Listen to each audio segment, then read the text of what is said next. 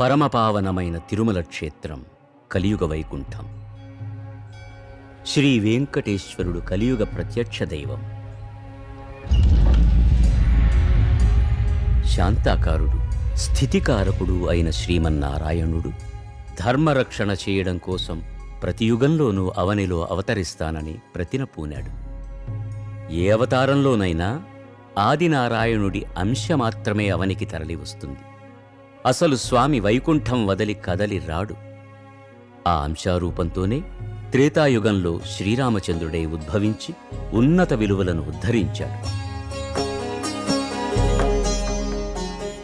ద్వాపర యుగంలో శ్రీకృష్ణుడై అవతరించి ఉపనిషత్తుల సారమైన భగవద్గీతను ఉపదేశించి వెళ్ళాడు. కానీ కలియుగంలో మాత్రం ఆర్తజనులను ఆదుకోవడానికి, అందరి మొక్కులు తీర్చడానికి వైకుంఠాన్ని వదలి